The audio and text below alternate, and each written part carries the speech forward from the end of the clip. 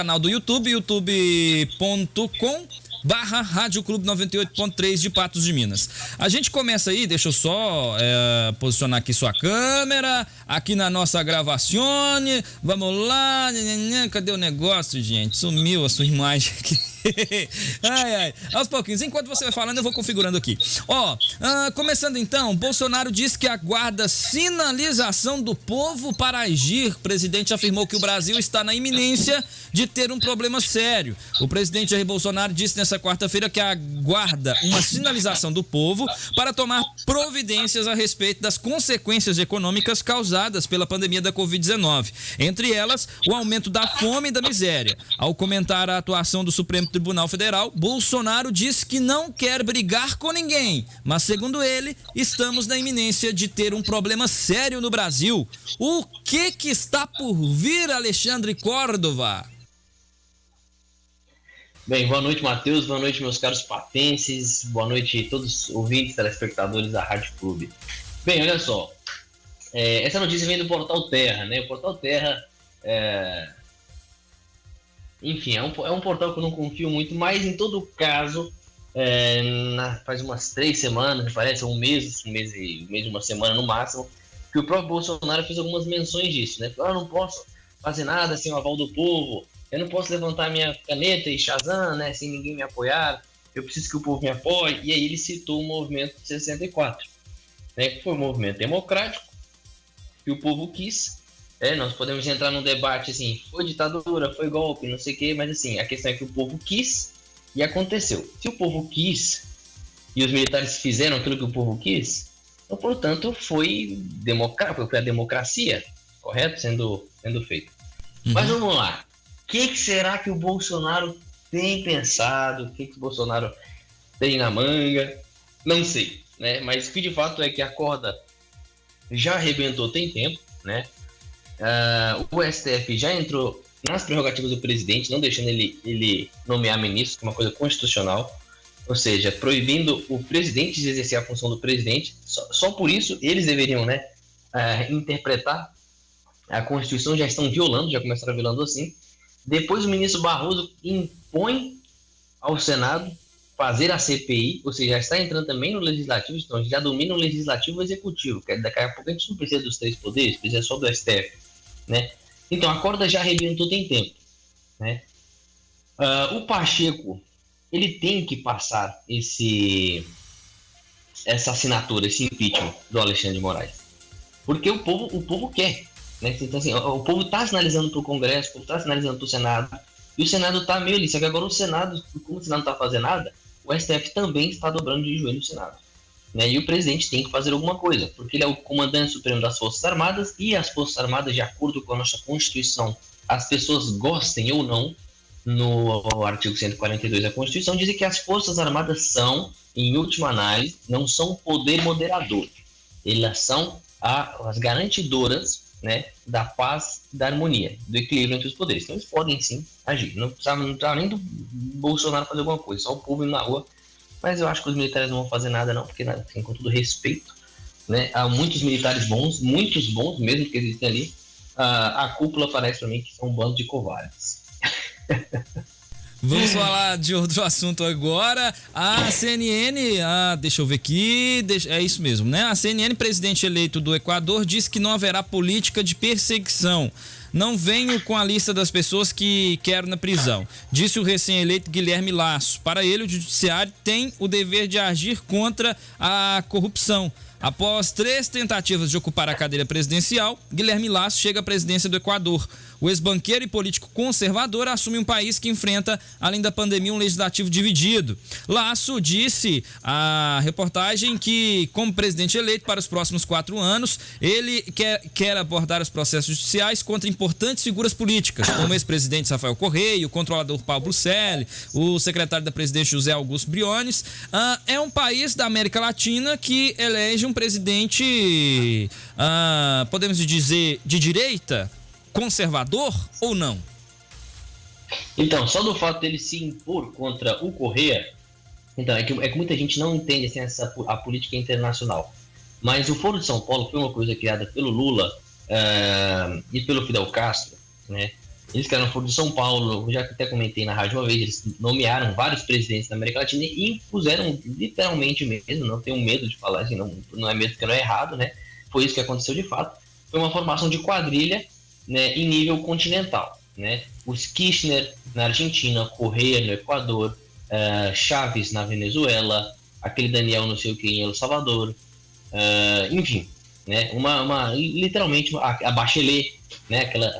Aquela senhora que não merece elogios, chamada de senhora muito educação. Então, que montaram uma quadrilha mesmo. O outro, lá da Bolívia, lá que eu esqueci o nome, Evo Morales, né? Que fez aquela coisa assim, ofendeu o Papa, ofendeu a Igreja Católica, ofendeu os católicos do mundo inteiro com aquele gesto ridículo de dar um crucifixo numa foice, num martelo. Então, todos eles foram nomeados, chegaram ao poder pelo Foro de São Paulo. Então, esse presidente, se ele já tem que se impor e querer combater os Correa, né, combater o Correa, na minha opinião, já é muito bom, né, muito bom, mas ele está fazendo uma coisa democrática. Ele agora não vai perseguir, não vai criar um tribunal inquisitorial para perseguir os inimigos políticos, opositores políticos. Se a estratégia do comunismo lá de ocupar todos os postos possíveis, a maior quantidade de postos possíveis, essa ocupação estatal, não tiver sido executada, ele vai conseguir fazer isso. Agora não, se tiver comunista na Suprema Corte, como a gente tem no Brasil, se tiver comunista ele já pegou o parlamento dividido, né? Já é um sinal de que ele vai ter que dialogar muito, vai ter que dar muito braço a torcer. Mas eu desejo, sim, espero, torço, que ele consiga fazer essa varredura de lá, porque até hoje no mapa eu não encontrei nenhum país em que o comunismo tenha dado certo. Continuo procurando, mas ainda não encontramos nenhum. Pois é, Alexandre, agora um outro assunto para a gente poder falar. Hora de encerrar a mais longa guerra dos Estados Unidos, diz Biden ao anunciar início da retirada de militares do Afeganistão. O presidente dos Estados Unidos, Joe Biden, confirmou nessa quarta-feira a intenção de retirar todos os militares americanos que estão no Afeganistão até o dia 11 de setembro. Segundo o democrata, o retorno dos soldados começará no dia 1º de maio. E é interessante ele citar 11 de setembro e Afeganistão na mesma fala, né? Uma vez que os combatentes em solo afegão continuam e que tanto o governo do país asiático quanto o Talibã seguem se enfrentando enquanto não chega a um cessar-fogo, os Estados Unidos consideram a guerra do Afeganistão como a mais longa em que tiveram envolvimento. É interessante os Estados Unidos se retirar da guerra do Afeganistão neste momento, Alexandre? Olha só, isso já o próprio Trump tinha falado, né, de querer tirar as tropas do Afeganistão, mas isso das tropas do Afeganistão começou com Bush, né, com o presidente George W. Bush, que, assim, ele era um ótimo militar, um ótimo estrategista militar, mas ele não era um político muito bom, né, porque ele conseguia um pouco parar com aquela chacina, a palavra é chacina, genocídio que estava tendo no Afeganistão. Fazer, não, os Estados Unidos começou uma guerra, os Estados Unidos invadiu o Afeganistão. Aí começa toda aquela narrativa bobona, infantil de os Estados Unidos querem roubar o petróleo do Afeganistão. Como se os Estados Unidos não tivesse petróleo, né? Não só tem nos Estados Unidos em si, mas o Alasca, que também é território dos Estados Unidos, tem petróleo pra caramba, né? E vamos assim, pela lógica, se tivesse que invadir alguém que não tem poder bélico, que um país está destruído, invadiria a Venezuela, que tem muito mais petróleo que o Afeganistão, né? Assim, que teria só os Estados Unidos, e a Venezuela teria muito mais petróleo. Poderia até controlar mercado e tal, mas analisando isso, seguindo essa lógica, tá vendo que, enfim, teria sido uma ação errada, invadir o Afeganistão por causa de petróleo.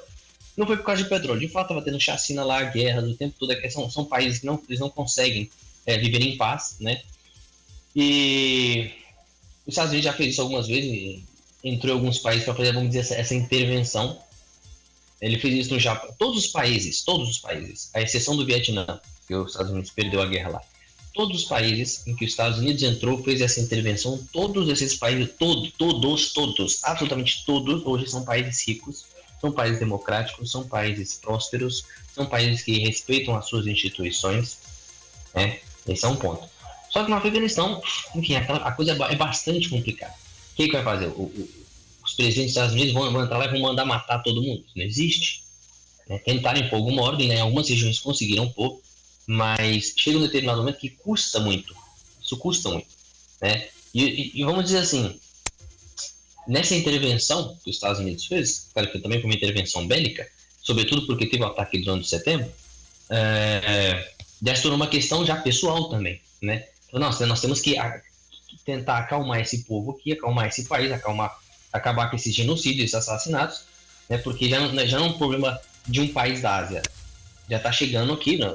Explodiram dos torres nos Estados Unidos, né? Então, de fato, eles tiveram que intervir, fizeram muito bem, só que o Bush não conseguiu controlar essa narrativa da mídia, né? O próprio Trump falou, cara, a gente está gastando muito dinheiro, a gente não tem obrigação, né, de ficar fazendo isso. E agora o Biden vai subir um pouco assim nas costas das ações do Trump, falar, não, nós vamos tirar porque não sei o quê, vamos acabar com a guerra mais longa, né, como se os Estados Unidos não fosse a maior potência bélica que existe no mundo, né? Se os Estados Unidos quiser chegar lá e chacinar todo mundo, chacinava, né? Mas a questão não é essa, a questão mesmo é uma coisa pacífica. No Japão, os Estados Unidos entrou no Japão e pronto, o que é o Japão? O Japão é um país super desenvolvido, cheio de tecnologia, dinheiro, enfim. Só que custa muito dinheiro, de fato custa muito dinheiro, né? É o exército mais caro do mundo, o exército dos Estados Unidos, o exército americano. O Trump foi que começou a falar que as tropas iam sair, né? E agora a ONU que resolva isso, né? Mas uma coisa é certa, é claro, os Estados Unidos cometeu alguns erros, por exemplo, alguns países que nem o Paquistão, né? De tirar esses ditadores, matar esses ditadores, mas o que acontece? Depois aparecem outros, né? E são países que eles ainda precisam de muito tempo, há muitos anos, décadas, né, para aprenderem a viver democraticamente, democracia, em paz, em harmonia. Você tira um ditador, é como dizia o Scar do Rei Leão, né, quando um rei sai, outro entra. Né, não é que você matou o ditador, pronto, agora resolveram todos os problemas. Não, apareceram outros. Né, e o pior é que estão lutando entre eles agora. Né, então, ou seja, a chacina, os homicídios, os assassinatos, a guerra, a morte, acontece, piora. Mas tem que sair mesmo, mas um dado muito interessante, claro que a CNN não vai falar nisso, mas o presidente Trump, muitos presidentes têm 2 mandatos nos Estados Unidos, né? O presidente Trump foi o primeiro presidente da história dos Estados Unidos que no seu primeiro mandato, não declarou guerra a país nenhum. Não só não declarou guerra, mas como ele foi candidato ao Prêmio Nobel da Paz, porque conseguiu fazer a paz entre Israel e alguns países do Oriente Médio. Isso é, caramba, uma coisa assim que precisa de um jogo de cintura abismal, mastodôntico, uma coisa gigantesca, né? Então o presidente Trump teve mérito nisso, né? Enfim, eu quero mesmo acompanhar cenas dos próximos episódios, porque de verdade a população do Afeganistão não tem condições, eu digo, o afegão médio, né? Até que tem essa expressão, o afegão médio não tem condição de suportar essa guerra para sempre. Eu imagino que o país vai se fragmentar, vão virar pequenos guetos, e alguma dessas potências, outras islâmicas, vai invadir ali, vai impor uma outra ditadura, mas nós temos ali algumas esperanças, né? Emirados Árabes Unidos, que é uma monarquia do Oriente, né? Mas com muitas coisas do Ocidente, e o próprio Paquistão foi assim, né? Quando o sheik do Paquistão ele fez uma viagem para os Estados Unidos, era um golpe de Estado, hoje ele vive nos Estados Unidos.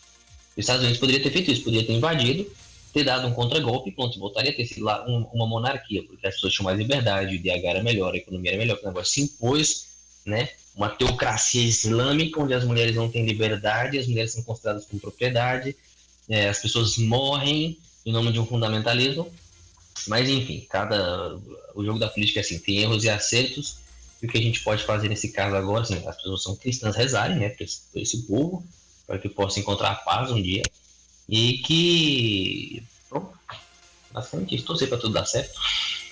É isso então, Alexandre, obrigado por sua participação aqui no programa de Tudo Um Pouco. Se você tiver mais algum comentário a fazer, fique à vontade. Não, gente, é só o seguinte, cara, essas coisas de política, guerra, essas coisas, olha, sempre existiram, né? Sempre existiram e vão continuar existindo. E ainda que um dia as guerras acabem, é necessário sim ter proteção, né? É necessário ter um respaldo bélico. Né? Por exemplo, existem alguns países, como por exemplo a Costa Rica. A Costa Rica não tem exército, né? Mas acontece dos guatemaltecos da Guatemala, enfim, dos países ali vizinhos, invadirem. O que eles podem fazer? Tem que pedir ajuda da ONU. Quer dizer, é um país pacífico, mas pronto. E invadiu, o que você vai fazer? Né? Os Estados Unidos também ajudam muito a Costa Rica nesse sentido. Então é necessário sim, né? Vamos supor que acabe toda a violência no Brasil. O que nós vamos fazer com a polícia? Vamos demitir a polícia? Não. A polícia tem que continuar. Assim, né? Uma fábrica, a esteira da fábrica funciona, as lâmpadas, tudo funciona. Então você vai demitir todas as pessoas? Não, tem que ter alguém lá para garantir que a coisa continue a funcionar. Tá? Isso é normal. E um último merchandising aqui. Nós estamos chegando na época do Enem, e se você que está escutando conhece alguém que tem que aprender a fazer redação, tem dificuldade, agora em maio eu vou abrir uma turma com 30 alunos para redação, 8 aulas, eu vou ensinar tudo o que os jovens precisam aprender para escrever uma redação de sucesso. Então, aqueles que quiserem, podem entrar em contato com o meu telefone, é 619-9807-2703. E é isso. Muito obrigado. Antes de você encerrar, tem aqui a participação de um ouvinte. Ele está perguntando o seguinte: Matheus, pergunta para o Alexandre se as Olimpíadas de Tóquio vão acontecer por pressão política e econômica ano que vem, porque tem a Copa do Catar também. Eu acredito que vão acontecer normalmente, nem na época da Guerra Fria deixaram de acontecer, então vai acontecer sim, sem nenhum problema. Tanto a Copa do Catar quanto as Olimpíadas de Tóquio. Tá respondido, é isso, Alexandre. Valeu, até quarta-feira que vem aqui no De Tudo Um Pouco. Tchau, tchau, pessoal. Até o futuro. A participação do Alexandre Córdova, filósofo, patência aqui e também conhecedor de várias culturas mundo afora. Valeu, Alexandre, até a próxima. Tá aqui tchau, tchau. Até às 21 no programa De Tudo Um Pouco. Este quadro estará